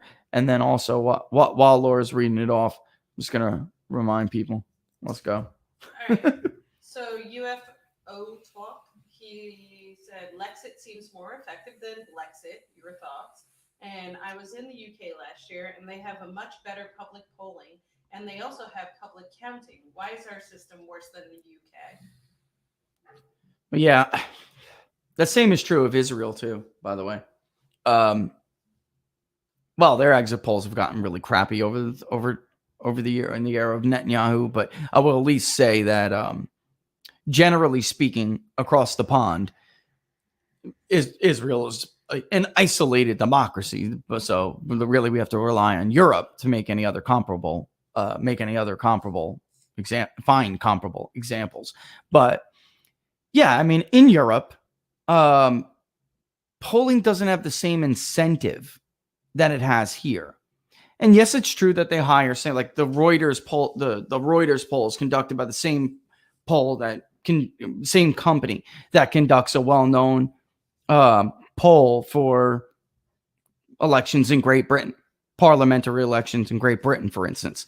But for the most part, they've always billed themselves and they've always incentivized themselves to look at it more like it was a public service. Like this wasn't for a major media outlet or for a party. And now we know the media outlets they are just a party. I mean, they're not objective at all. And by any measure, but generally speaking, they've been like an independent public service. That's not the case here. Here we have media outlets that lean right, they go find right-leaning pollsters. You have media outlets that lean left, they go find left-leaning pollsters. And the industry is dominated by leftists here. I'm not really sure that's totally the case in every European nation. It is true of most, but not everyone. And as far as the counting goes, we do a lot of things different, like we spoke about last week. Your pronouns. Oh, Europe. And like we spoke about last week too, it's not just counting publicly. I know Eastern European countries that count more transparently than we do. I'm serious. But it's not only a measure of that, but like we talked about last week a little bit, which was time zones. In Canada and in other areas, they don't even start counting until all the time zones are done voting, or where they don't start reporting results. I don't know why we do things the way we do. Basically because it wasn't always we didn't always have this many suspicions, or at least we didn't have this many this one-sided result all the time, and this one-sided apparatus, and people just didn't. Maybe it really was always a problem. It just wasn't abused the way it's abused now, and the level of suspicion wasn't always as high as it is now. So it didn't matter as much. Kind of like exit polls, Laura. Like, you don't really know. The exit polls sucked in 2012. It doesn't really matter because the guy who they said was going to win anyway, won anyway, right? So it just nobody cared. So it's not that the problem wasn't there. It's that you don't notice it until it matters, I guess. And here in America, it's always been like this. So I don't know. It's a good question. And maybe that's something everybody should start demanding better of. I mean, really, we're going to move a lot into the election integrity space. Laura and I have actually been talking. We got some really great advice, but we've been talking and exploring the idea of establishing a nonprofit. That really is the goal of the nonprofit, is to make sure that, well, it's election integrity reforms. This way, everybody on the left and everybody on the right, this just doesn't become an issue anymore. No, they are all at the same start line. Yeah, it can be done. In Florida, it happened. It happened. It's not impossible. It's not impossible. It happened. We didn't want to be the butt of the joke anymore in 2000. So that was a bipartisan effort. And yes, for years, we did have officials, specifically 2, 3, who refused to follow these laws. And then they were removed. So I guess there has to be a willingness to enforce those laws. But here, there has to be some safeguards, because in many of these states, and this is why I think it's not for the realm of profit, it really is the appropriate place is nonprofit, because what we saw here, the laws didn't work. They didn't work because people just were not willing to enforce them, and the courts failed. And there has to be a serious The electorate. consequence for the latter. There has to be something, right? And even for like the judiciary is supposed to be the branch of government that's a fail-safe, right? So when somebody's abusing their power and not following codified law, and unfortunately, like I've said, and I'll repeat a million times, these laws were on the books in many of these states. Nevada should not have been able to do what it did. There were already laws on the books. Ballot harvesting is illegal in the state of Nevada. A pandemic. First of all, again, I'm going to say this again because I said it last week. I'm going to say it again. A lot of these changes that we made using COVID as a predicate, none of them ever made sense to me, but some of them less so than others. What does ballot harvesting have to do with it? If anything, because of social distancing. So you can use social distancing to justify not allowing poll workers to conduct oversight, poll watchers to conduct oversight. Yet you ignore it when it comes to ballot harvesting. If anything, the pandemic should have made ballot harvesting even harder. But we arbitrarily cited this pandemic as a reason to do this, that, or the other thing, right? So It was a gateway. it was a for gateway. corruption. It was. It really was. I mean, when you suspend election integrity laws like this, you place a moratorium on them, you're asking for it. Yeah. What the hell does a pandemic have to do with whether or not we send out unsolicited ballots or unsolicited ballot requests? You can still go online and request an absentee ballot. COVID had nothing to do with that. No, COVID breaks the clicky part where you go and request it. I mean, So that finger that you use to click the button, I mean, but is it, Laura, is it it's ridiculous. a symptom of COVID that you can't use a keyboard? Is it a symptom of COVID that you can no longer sign your name? Is going online in your home and requesting an absentee ballot putting you at risk at all of infection? Or calling. Or calling. You could call the supervisor of You a. can't dial no more. I don't understand this. It causes such arthritis in the finger. I guess that you cramp up and you can't do anything. So they take the liberty of thinking for you to send it out. Send it out for you. It just seems to me like none of that made sense. And what does make sense is that they were trying to expand the pool of available, accessible ballots. In the past, if you were an inactive voter, you had to update your voter registration information in order to be able to receive the ballot. You could do that as well online. None of this ever made any sense. COVID as well, like I said, to repeat, because this is 2 on our bulletin. COVID as well does not prohibit you from being able to sign your freaking name. It doesn't change your signature. As far as I know, it makes you, you lose your sense of smell. You lose your sense of taste, but you don't lose your unique handwriting. What did any of that ever have to do with COVID-19? And again, with ballot harvesting, which is number 3 on the bulletin, even states where ballot harvesting was illegal, they pressed not only to be able to do it, but in the worst of the worst kind of cases, like Nevada, Clark County specifically, they actually, if you're a taxpayer, they actually took your damn money to get people to help harvest these ballots. Oh, we did it in the Democratic primary. And don't think that this just happened. They had No. laws in place. No, right. Trump won. They did this on purpose. There's just, again, when you put it all together, there is no other, unless you're an idiot. If you want to be an idiot, if you want to be naive, then I really can't stop you from making a fool of yourself. I also have a bridge to sell you.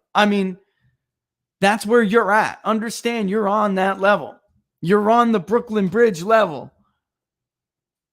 That's how naive you are.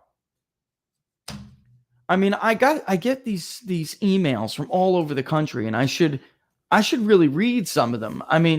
They're incredible. I was kind of laughing at it, but it was like, here's one that was entitled "Election Chaos in Nevada."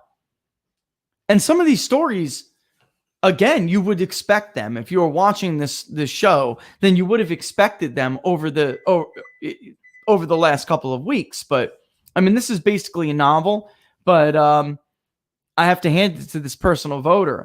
This is what she said here, and I will get this part, okay? Her phone number. Let me shorten and summarize this. Her phone number used to belong to a man. First of all, she is a woman, okay? Obviously using the pronoun she, okay? She is a woman, but her phone number used to belong to a guy who was registered to vote in Clark County.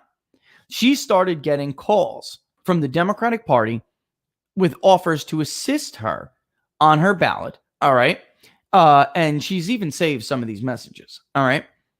Anyway, they came from 7 different cities, 3 different counties, all of them claiming to have him registered with them in their county. and stating that he either had these things, either had missing, oh my goodness, I'm like Mike Pence, either had missing or unsigned or an unsigned ballot that they could come and help him complete or cure. Now, one of these calls were from the actual county election official, which according to their law is the proper procedure to do so. All right. Scoot, which way? That way? Okay. All right. Well, this fly, I'm sorry. I was like running away from the fly. All right. But of course, she's been watching the show. So she has since figured out that that rule was suspended. Put a moratorium on it because of COVID. All right. And she's calling around to all these people, all these officials, trying to say, listen, this guy had my own old phone number, but this is what I'm experiencing right now. So it sounded fishy to her. So she called the Secretary of State Elections Division to report it. The program officer told me they weren't doing anything wrong and they were just going to be a nuisance. Just, wasn't really illegal. It was just a nuisance. And she asked, isn't there a potential for fraud and possibly somebody getting to vote more than once, whether intentionally or unintentionally? She denied this, the election official, but did look him up and noticed that there were two of the same names registered in Clark County. One voted and one did not yet. I asked her if it was possible if they were duplicate records. Look, I love you guys. You know exactly what to say because you watch the show. Is it possible that these records were duplicate? And she said, in quotes, because she's got messages. She's got the messages, right? I don't know. There's no way to find that out. In quote. That's a quote. I don't know. There's no way to find that out. And then, in fact, stated, quote, people die. People move. We have no way of keeping track of any of it. Unquote. And because of COVID, they had no choice but to mail out all of the ballots without knowing if they were legitimate or illegitimate. I then said, and this is in quotes, this is actually, wow, this is a mess. How can we trust this voting system to even work? The clerk responded, well, it works for me. End of story. This was coming from an election office whose Twitter account we have identified, thanks to this person, and designated themselves as actually an integrity task force. That's real integrity right there, guys. This is, so you wonder why Laura and I are like, there has to be, and I mean a powerful nonprofit. I mean a very strong nonprofit with very strong friends. Because otherwise, this is who is policing this crap. This is where it gets dangerous. This is who is policing. It already is. Is it not already? It is dangerous. It was dangerous. Now the danger is upon us, right? She was so frustrated that she eventually tried contacting most of the state legislatures and convey to them her concerns about potential fraud. Like, look, if this is happening to me, this has got to be happening to other people. And in fact, it was, folks, because we received from all over the country when we asked people, send us your ballot requests that you get from different addresses that people who no longer live at your residence. Send us actual ballots that you get. Clark County was ridiculous. Even in other areas of Nevada. I mean, personal friends received crazy ballots. How many did Barnes say he got? Barnes got like 6 himself or something, like 4 or 6. These are the people who are supposed to be the election integrity task force in the area. It's just not working. The system is just not working. And then they claim, or even worse, then they have the nerve, the gall to claim we shouldn't be investigating irregularities. Of course, they don't want us to investigate it. They enabled it. They nurtured it. They did this on purpose. They made it easy on purpose. And in fact, a lot of this is going to be it would be very difficult to even uncover. Because some of these people might look like legitimate records. We would never know. It's incredible. It really is incredible. I mean, I wish I could read the whole. It's a big email, but that is one of many that we received. I mean, my inbox is filled with them. There are literally 2,600 messages in our main inbox from where we told people to send these things to.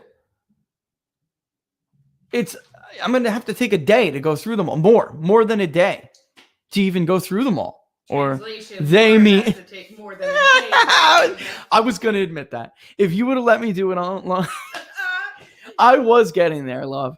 I was. If she would have let me, I would have said exactly verbatim, translation. By me, I mean her.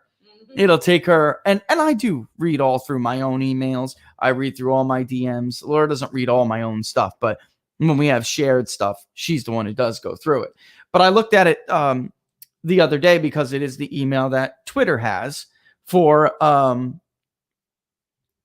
PPD. And yet nothing. Nothing. We have yet to receive an initial contact or a reply to our appeal for being suspended. They're just ignoring us. Laura, she's still off. They just ignored her. I fully believe the only reason why I was reinstated and Big Data Poll was reinstated was because the blowback was so great you got Tucker Carlson's attention. The blowback was so great. You all got Tucker Carlson's attention, and they were like, here's a shot across the bow. Let's warn this guy. Mr. Big Shot now with 200,000 followers, we can nuke you at any moment. That's what I really do believe that is. And I only believe that I'm back and Big Data Poll is back because Big Data Poll came back after Tucker. About an hour after Tucker. Twitter's just mad. They got sand in you. Well, I'm afraid that you really are a casualty of war. I told you. She never touched any of those, even though Twitter has their own. They created it. It's called TweetDeck. So for multiple people who work at the same company, you could have your own user profile, and then you're all on the TweetDeck. So you can help to manage the different, the social media account for the different companies. She never even touched it. She never even touched it. A lot of stuff that went out anyway on Twitter goes out by a script. So you just publish something on People's Pundit Daily. When a cron job runs, it posts to Twitter, which is totally within the rules. But they've yet to even respond. They never sent anything out to begin with for PPD or Big Data Poll for that matter. But they did automatically unsuspend Big Data Poll by their own. I never had a chance to get to them. They automatically did it. The only thing they did do was say, update your phone number.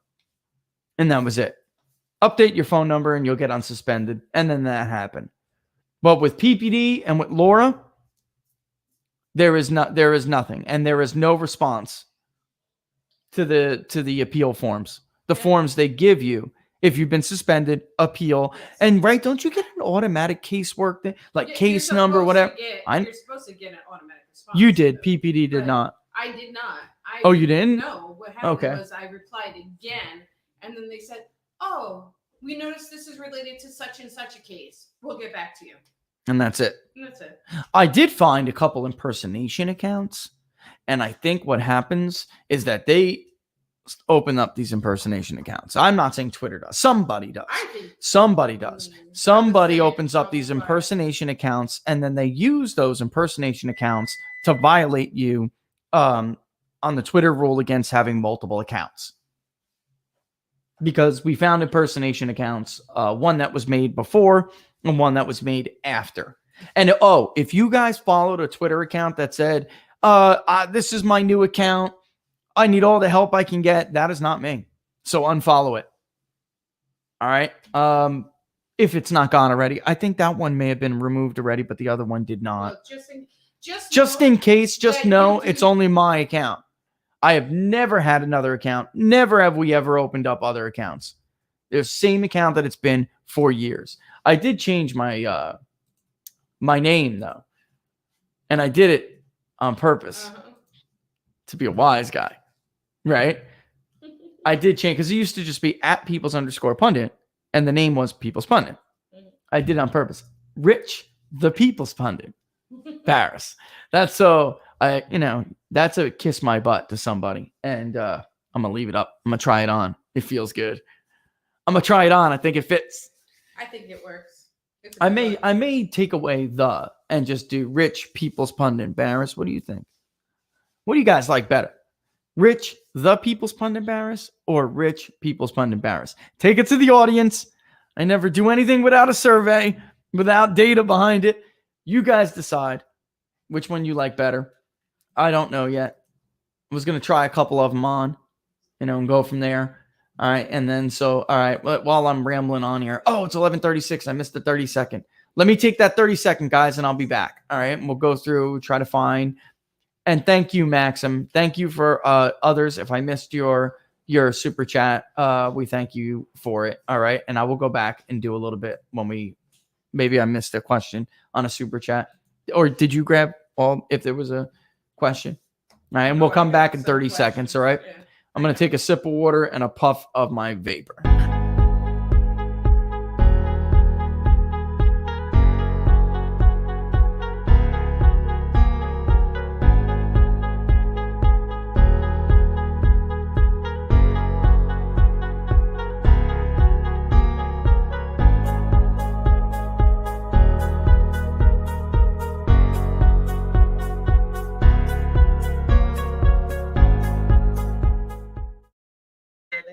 So most people seem to like the.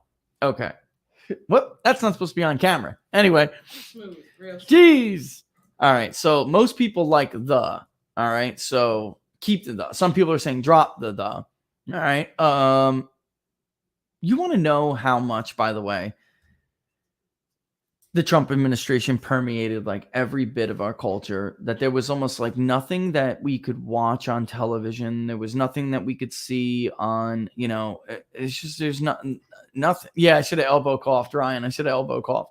I know. And I'm dropping the vapor again. I just, I'm going back to the Nicorettes. I like those lozenges. I do. I just, it is what it is. But basically I'm watching the other day, Van Helsing on Netflix. All right. And there's like this it's like some vampire apocalypse. All right. My daughter loves. And it's a show about some kind of vampire apocalypse. And we're catching up on Netflix of all the repeats because I guess our new season's come. Right. There's a safe zone in Denver. And you get to go there. You can carry your guns. They make mockery of it. They're like, it's still America, isn't? And of course, the liberal who's a doctor who's going to save the world doesn't like guns. Okay. One of the most important characters. All right. So I already saw that. You could already see like the cultural handwriting on the wall. Anyway, it turns out that this place isn't such a safe zone. Like you can't leave without working, right? They can charge you with a crime. So they make it out like it's all very Nazi-esque. And they have a secret police, armed guards, right? And the woman in charge actually says, are you ready? Actually says, what are we doing here? We're making America great again. I was like, oh, come on. Yeah, I know. Brainwashing children. It's really brainwashing. Yeah. It's really amazing that there's like nowhere that you could have looked over the last 4 years. There was no part of culture, not sports, not entertainment, where it was like free of this social desirability bias campaign, that's what it was.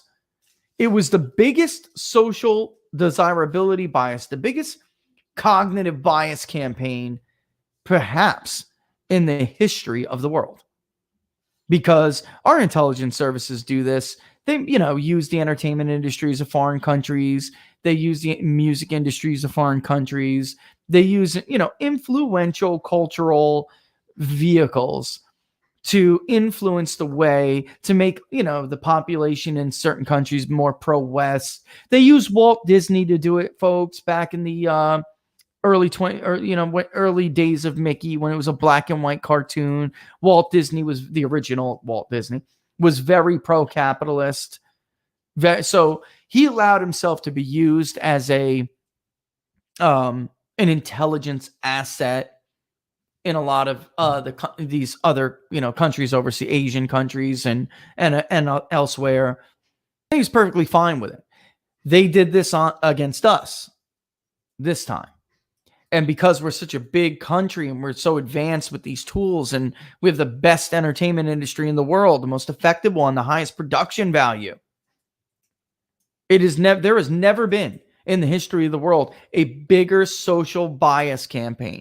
And what I mean by that is they tried to make it culturally unacceptable for you to support Donald Trump.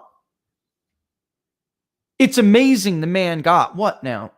Almost, it's going to be millions of votes more than he got in 2016 after 4 years of what they did.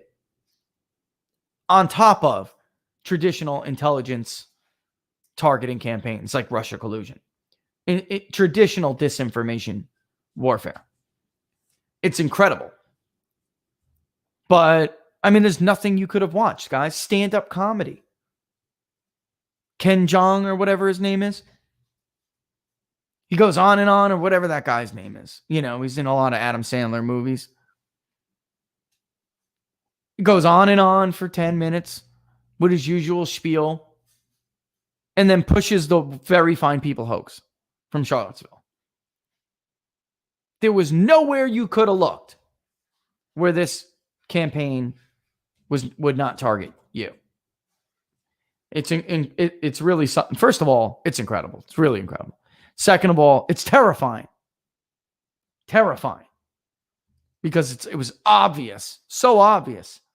Disgusting. So obvious they decided to turn these weapons on their own people. Weapons that have always been reserved for enemies. For foreign enemies.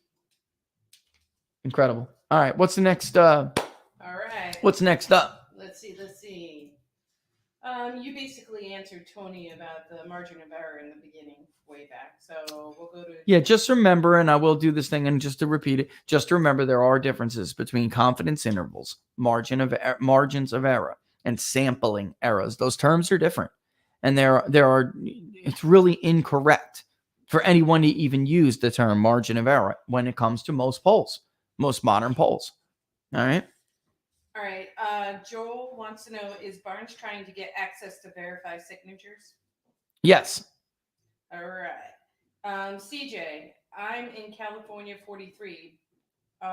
What we got for Georgia, by the way, I just want to say what we got for Georgia with the absentee ballots, Laura. Yeah. I mean, look, can I say that real quick?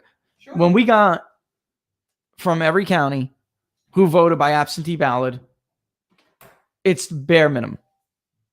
Bare minimum. It's going to take that's why I said earlier, I feel like it's an attempt to run out the clock.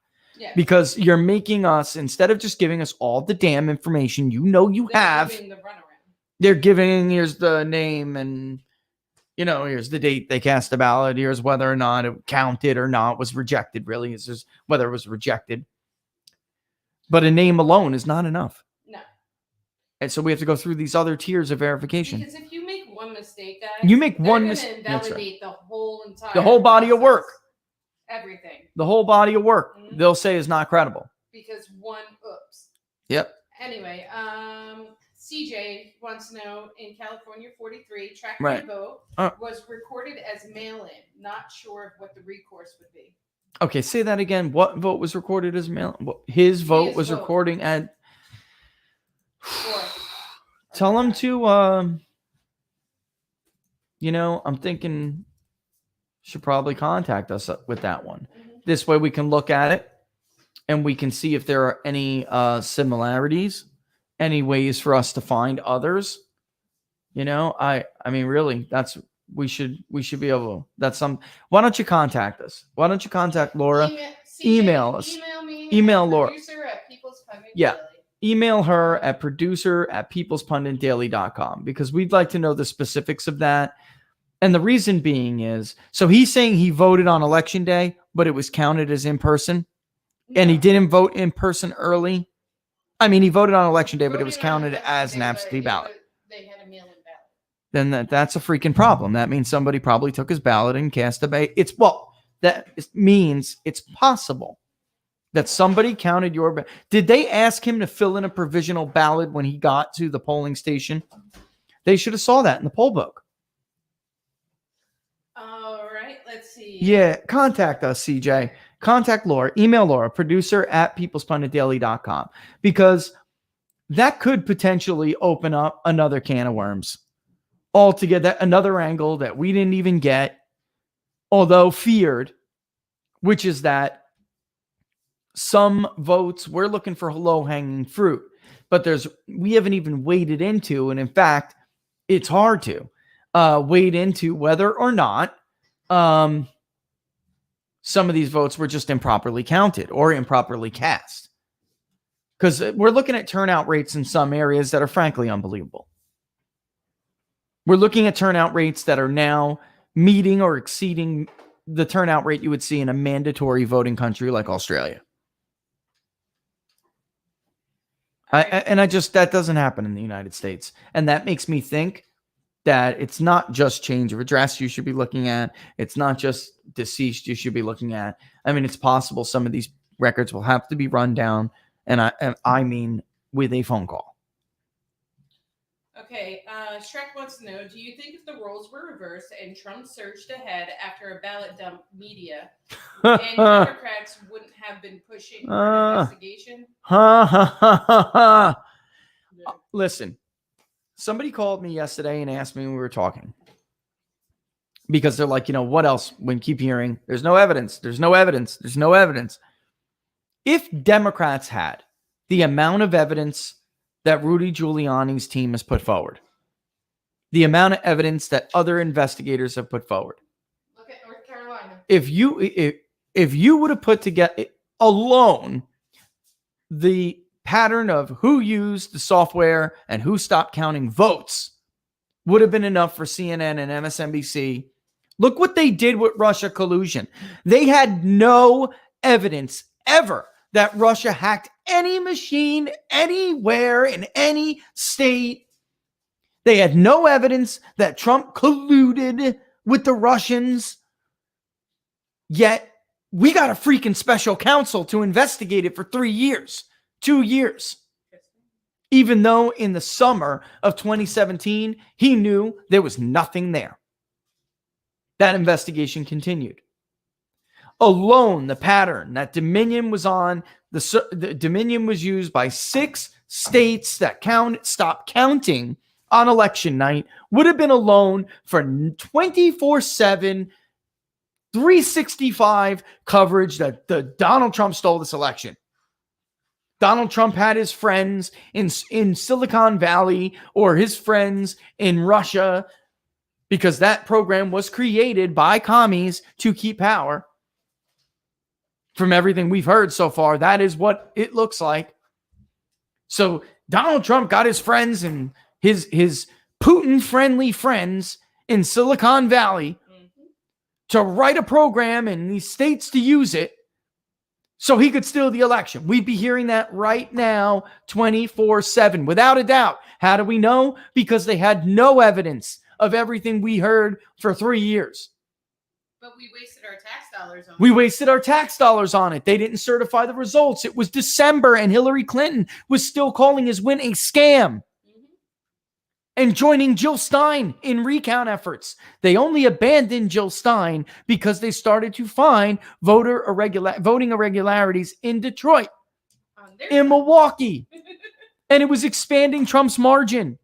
That's why she abandoned it. And the Democratic Party turned on Jill Stein. Then in this case, they have affidavits. They have statistical models. They have whistleblowers. Are you kidding me?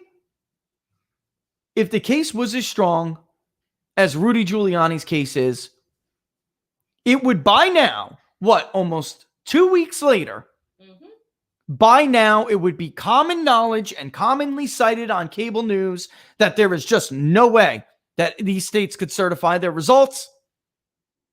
And the idea of when we're going to appoint, select, and send electors is in doubt now. Whether or not we could do this all by the date for the Electoral College to meet is just in doubt. There's just nowhere to know. That is how, believe that. Believe that. There is, without a doubt, that would be the case. All right. Howard Skinner. I want to give people an update too on the House real quick. Some house calls that were made, some House calls that can't be made, and why and where we're at with them. All right. And how the path. Yeah. Currently, as we see it, we absolutely agree with Decision Desk that at the very least, Republicans have taken 7 seats. But here's the races that can't be called yet, and here's why. All right. So go ahead though. What's Howard's? Oh, well, Howard is saying in a free country, no one should be against a transparent hand recount with oversight. Only legal votes should be counted. Otherwise, the illegal vote cancels out your fellow Americans. That's right.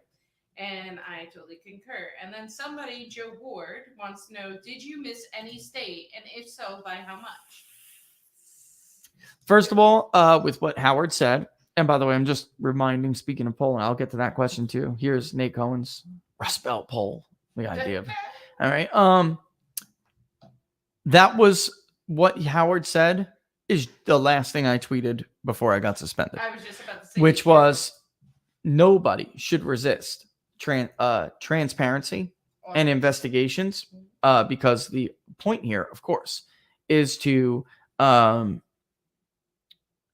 move forward as a country together with whatever president it is, with both sides understanding that the election was conducted with integrity. Okay? That is the goal, because you cannot move every 4 years from one to the other without it. And that was the very last thing I said before I got the chopping block. All right? To wit, I replied later with Robert, because he said if they aren't worried about illicit ballots unmasked by signature matches, then why are they so scared to allow anyone to check signatures, right? Mm-hmm. And as a follow-up to that other tweet, I said, like how we use COVID-19 as a predicate to put a moratorium on election integrity laws and social distancing to prevent oversight. Officials resisting reviews of verification procedures such as signature match just doesn't pass the smell test. It doesn't. There's just no good explanation for this.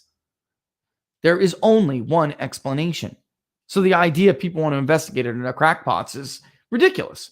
And even Mike Tracy, by the way, before I get into what state we did miss, because we did miss one, Mike Tracy said key difference between Dem and GOP claims of election fraud, meaning from 2016, and what would it be like if it was the roles were reversed? Dem claims get amplified eagerly by every organ of mainstream establishment opinion. See 2016. Conversely, GOP claims are subject to a barrage of disclaimers and censorship, declaring them authoritatively to be false. That's the difference. If the left had what Giuliani has in 2016, Donald Trump would never have been sat. Or the Electoral College would never have met. And there would have been not more faithless electors for Hillary Clinton than we saw in 104 years. It would have been a slew of faithless electors running from Donald Trump. There's just no doubt. Anyone who believes that, I don't know what to tell you. But they used, like Mike said, there was no evidence of any of the allegations that they made that the election was stolen somehow in some shape or form. Yet they not only carried on for 3 years with it, and not only used a fake narrative to try to pressure electors into being faithless and preventing Donald Trump from being seated. They got a special counsel to hinder the presidency, to deny the president and his supporters their duly elected right to govern as the winner. It's crazy. And they made us pay for it. And then that's the insult to injury. Yeah, that's the real thorn in the side, man. Or thumb in the eye. Really more like a thumb in the eye. So true. If you go, I don't know if he's watching on YouTube or not. So I would say, even though I am within the margin, okay, I would say let's take a look at what we did with the polling problem. Just, It's let's Richie be- Mitz's, yeah, here, we're going to look at it right now. a little Okay. bit. And actually, let me get rid of me. You don't need to see me. Okay, here's the full screen layout. Here's the public polling project. Florida, we did not poll again. It was Trump +2, even though High Charts is rounding here. Okay, but really, if you were to round to each greater number, whole number, you would have gotten to a 2-point lead for Trump, which I always said, by the way, that it was never going to be Biden plus anything because Trump's approval in the poll was way, way too high. In Florida, Trump was always very well liked, or at least very well approved of. We always found different results than other pollsters who were just wrong. They were just wrong, don't know how to poll Florida, and can't poll Florida. In Pennsylvania, Biden's lead right now is currently like 0.1%. Okay. So we had Trump +1. That's still a reasonable result. And I do believe, listen, I'll tell you guys right now, I'm allowed to have my own opinion. I believe with every fiber in my being that I was right. We tracked the state for weeks. I saw when Trump took the lead.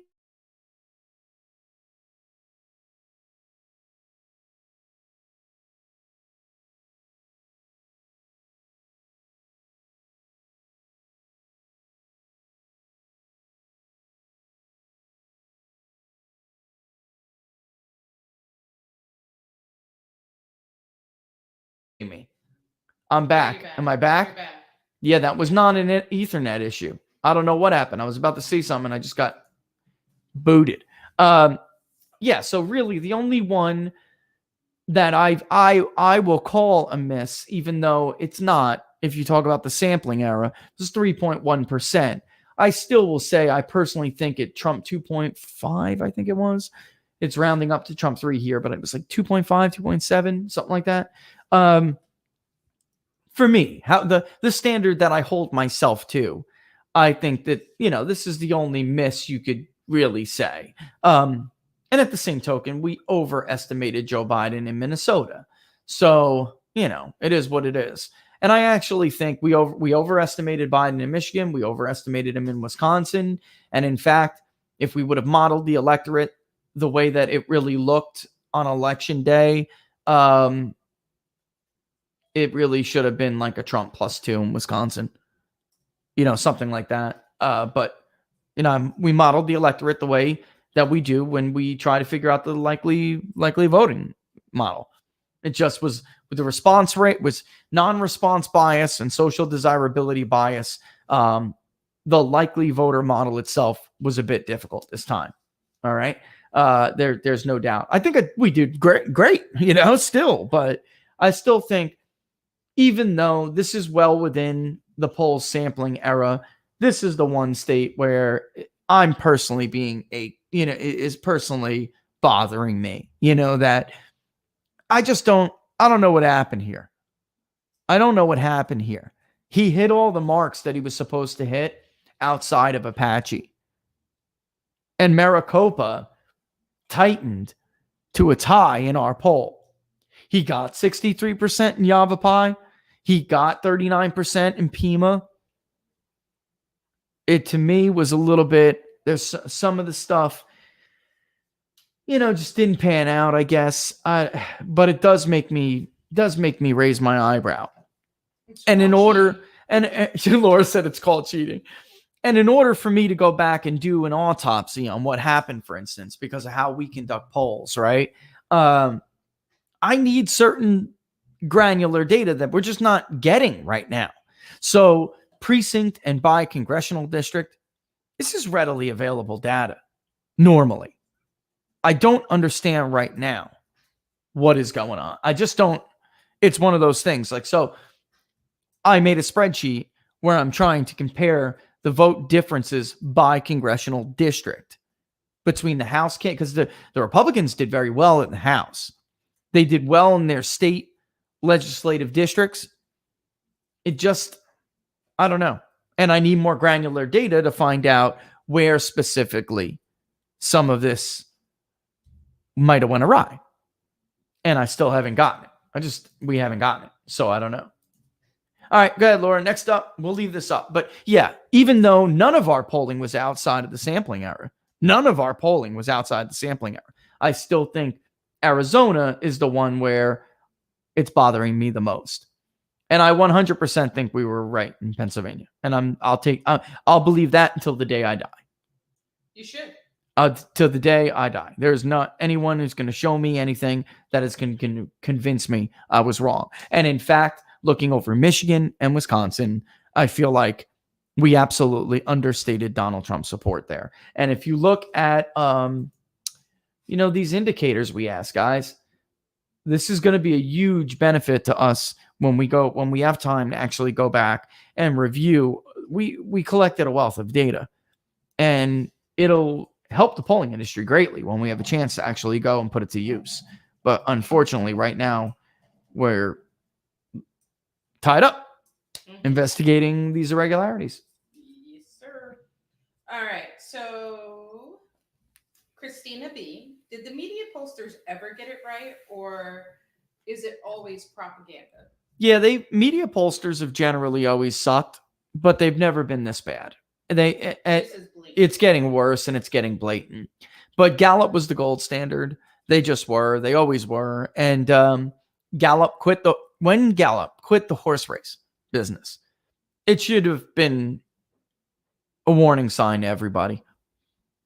Because what they essentially were saying was the same thing Pew Research said, even though Pew still release polls here and there. They do. They don't poll like they used to, but they still release polls here and there. When Gallup quit the horse race business, it really should have been a sign to everybody, but they didn't. And they marched on in their hubris. What Gallup was saying was the response rates are so low, it's not ethical for us to wade in on the race like this anymore.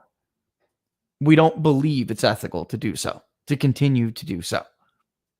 And media just doesn't have that.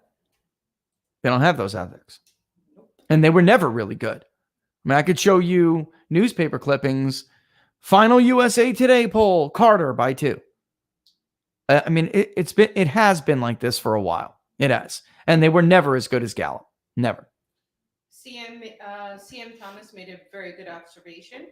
And this is something that we've been both arguing. How can Trump win Florida by 3, almost 4, and Ohio by 9 and lose the election? Right. So and win every and Iowa. Win every bellwether. Yeah. And Iowa guys win another one by 9. Every bellwether county. It's important to note again, Nate Cohen, and he led the pack with this idea that there was going to be 180 million voters or 100 and ridiculous number of voters that were some unprecedented number. Starting now, the cynic in me is saying that he was setting that narrative and covering for what we're seeing. I mean, that's the cynic in me is telling me that. And then because it is the New York Times, this is how it works in media for people who don't know. The New York Times lead the way. And then everybody else follows. They're followers. They do. They follow their lead always in hard news coverage, or what they call hard news coverage, in anything. So when he set this as the example, okay, they weren't just wrong.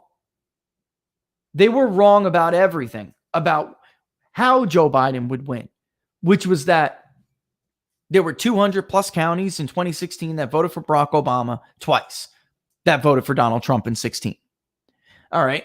They're called pivot counties or swing counties, whatever organization calls them what. They didn't just say Joe Biden was going to win because he ran up ridiculous vote totals in metro areas. They said he was going to win because he was going to flip Woods County, Ohio. They said he was going to win because he was going to flip Monroe, Michigan. They said he was going to win because he was going to flip Macomb, Michigan. They said he was going to win because he was going to widen out Oakland County to 18 points in Michigan. They said he was going to win because he was going to carry Greene County, Pennsylvania, which he lost 2-1. They said he was going to win because Vigo County in Indiana on election night was going to show us that Donald Trump was going to get wiped out in the pivot counties. Instead, Vigo County was plus 15 in 2016. It was plus 15 in 2020. Monroe County was 58% Trump in 2016. it was 60 plus in 2020. It doesn't jive. It doesn't make sense. 9 out of the 10 top bellwether counties in this country voted for Donald Trump. Juneau County, Wisconsin, which correctly calls the winner of their state every damn election, voted heavily, not just by a little bit, heavily for Donald J. Trump.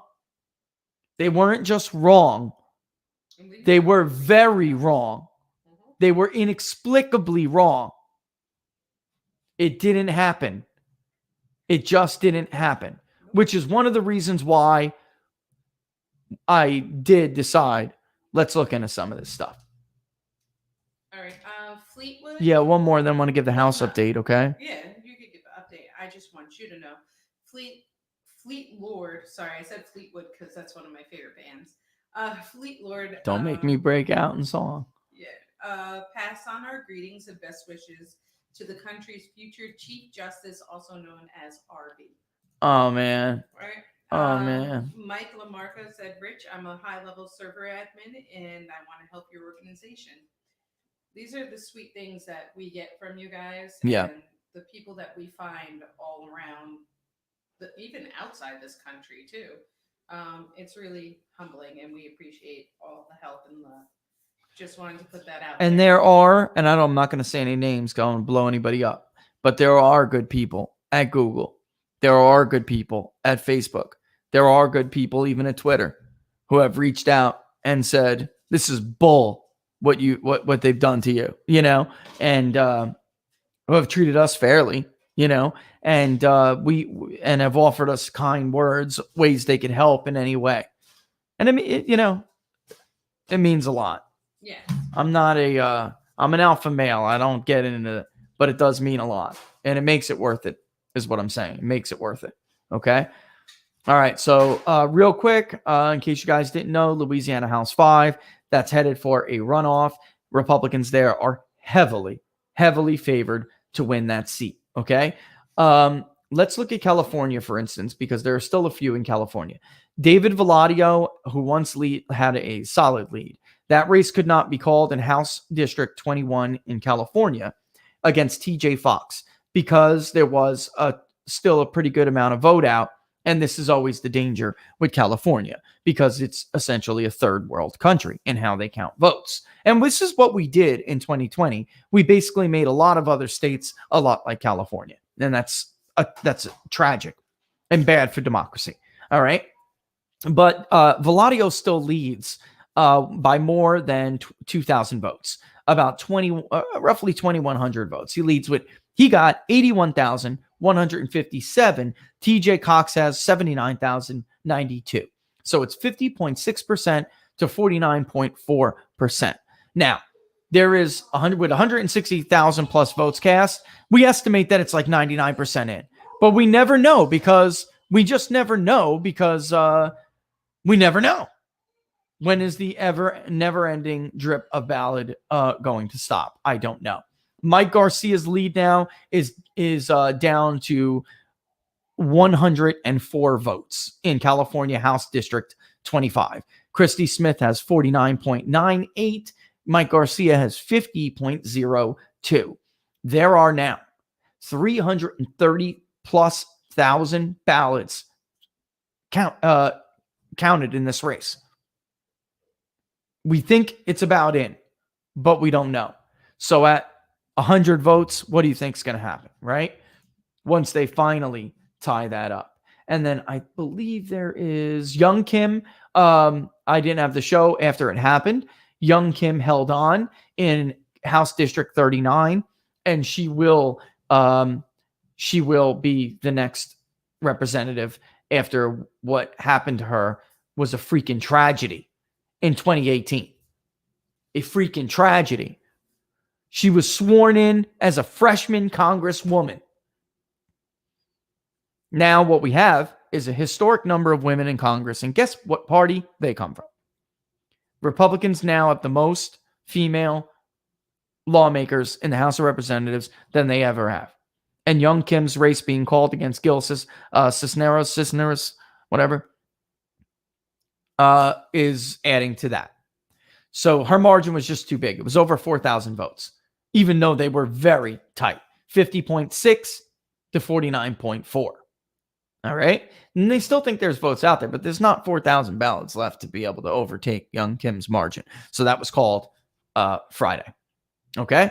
So with that, we're going to wrap it up. We're going to do more work that we're doing, but we're also going to block off some time today to do a test run, because we're going to have Laura all in a custom stream. So all of your comments, no matter where you are, will be fed into one area where Laura does not have to run around and chase down everybody's comments, but also she'll be answering from the People's Pundit platform, because she's not on Twitter anymore. So she can't even do that.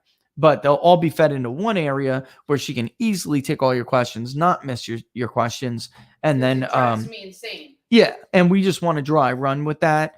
There's a couple of people we can ask to help do that too, by the way. Sure, they'll be willing to do that. So we do something that not everybody can see, but some people can join, maybe password protected or something that's not public, and then they can get it and we can do that test run. And then also too, we'll be able to do more with the show. Like, I'm tired of the very mediocre base kind of. Yeah. Well, it's not mediocre. I mean, like, we want graphics, we want sliders, we want scoreboards, we want to make this yeah, authentic and perfect. yeah. So when the Georgia runoff happens, you'll be able to see David Perdue and Mike Alsop on the screen, and you'll be able to see the vote shares as it moves, because we're going to get it through API. All right. So you just can't do that with this. All right. And this way we can do our own live election coverage. Yeah, we told you we dump everything, all the recent increase in all the recent growth, it's just getting dumped right back into everything, because we want this legit, man. Legit. All right. So with that, I'm going to kick rocks, and I will leave you with the soothing sounds of the Bone Band. But before I do, do not forget to sign up to the Inside the Numbers newsletter. The link is in the video description. You can sign up to the other newsletters, and we do not bombard people with crap. We don't. All right. But make sure you sign up there, so in case I get nuked again, we at least have some way to let you know, because we do have another way to run the show. All right. So also too, subscribe. Well, YouTube's always been good to us so far, aside from that monetization thing. Somebody's saying that they actually think you're being shadow banned. I think I am too. So again, sign up for that newsletter. And then subscribe to the YouTube channel, People's Pundit Daily. Hit that notification bell. That'll let you know when we're going to go live. You can watch on Facebook Live, of course, but we very much appreciate it if you're a Facebook user, if you like the page, People's Pundit Daily, because we are in the news index, and we would like a lot more so we can get a blue check. All right. And then, of course, am I missing anything? Follow me on Twitter at Peoples_Pundit. And the best way to support the show is you could be a subscriber to PPD to support the work. There will be more content on PPD. Reporting results is very time consuming. We're winding that down now. So there will be a lot more. I'm also in the middle of writing a bunch of stuff about some of that we found with the election 2020 public polling project. Right. And it'll be eye-opening, to say the least. All right. And yeah, so subscribe at pbdnews.us/subscribe, pbdnews.us/subscribe, or you could just go to peoplespunditdaily.com and find the digital selection digital subscription that fits your needs. All right. And of course, whether you subscribe or you just watch and share, we love you and thank you for all the viewership and all the support. The outcry to our banning was amazing. I'm still banned. I don't want amazing. It was amazing though to watch, because you can still see it. No, I know. You could see everything you guys were doing and saying, and it was awesome. Even though I'm banned, awesome. Twitter lets me see. Yeah, she can still see what you guys. What you're doing. She just can't respond. I love you guys. You guys are great. Yep. I love the free Laura. The push. Yeah, the hashtags were fantastic. They were fantastic. All right, so I'm gonna go again. We will see you at 10 a.m. Eastern Standard Time tomorrow, and then when Robert is done, I'm sure he'll get back into the swing of things with what are the odds as well. But it is what it is until he's done doing the work that he's doing. All right. I'll leave you there, folks. See you at 10 a.m. Eastern Standard Time tomorrow. Have a good rest of the day.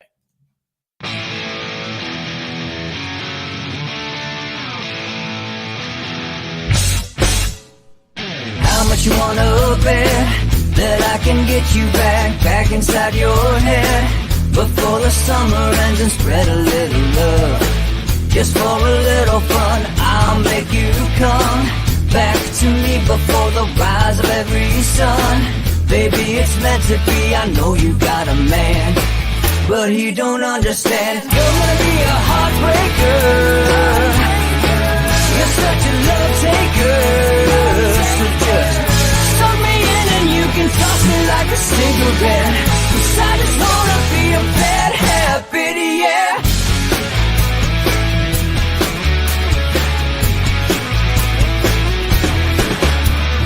Rhythm in our love, it's impressive, excessive. You can't make this stuff up. My chest beats, it's restless, wakes the neighbors up above. Yeah, baby, come and show me love. Baby, come and show me love, because you're gonna be a heartbreaker, you're such a love taker. So just suck me in and you can toss me like a cigarette, 'cause I just wanna be a bad habit, yeah.